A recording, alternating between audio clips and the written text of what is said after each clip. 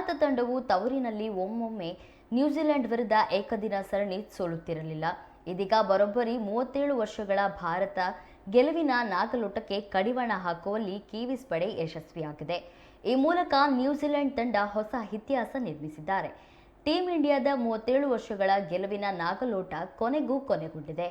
ಅದು ಸಹ ಹೀನಾಯ ಸೋಲಿನಿಂದ. ಅಂದರೆ ಭಾರತ ತಂಡವು ಇದೇ ಮೊದಲ ಬಾರಿಗೆ ನ್ಯೂಜಿಲೆಂಡ್ ವಿರುದ್ಧ ತವರಿನಲ್ಲಿ ಏಕದಿನ ಸರಣಿ ಸೋತಿದೆ.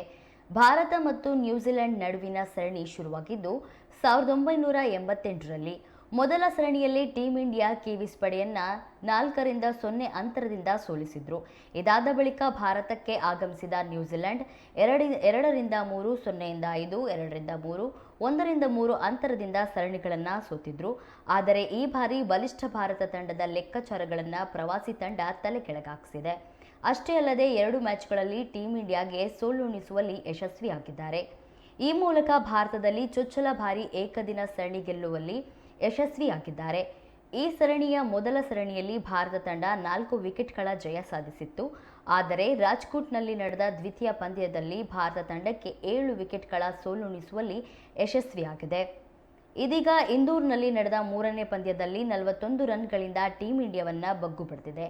ಈ ಭರ್ಜರಿ ಗೆಲುವಿನೊಂದಿಗೆ ನ್ಯೂಜಿಲೆಂಡ್ ತಂಡವು 3 ಪಂದ್ಯಗಳ ಸರಣಿಯನ್ನ 2-1 ಅಂತರದಿಂದ ಗೆದ್ದುಕೊಂಡಿದೆ. ಈ ಮೂಲಕ ಭಾರತದಲ್ಲಿ ಏಕದಿನ ಸರಣಿ ಗೆಲ್ಲುವ 3 ದಶಕಗಳ ಕನಸನ್ನು ಕೊನೆಗೂ ಕಿವೀಸ್ ಪಡೆ ಈಡೇರಿಸಿಕೊಂಡಿದೆ.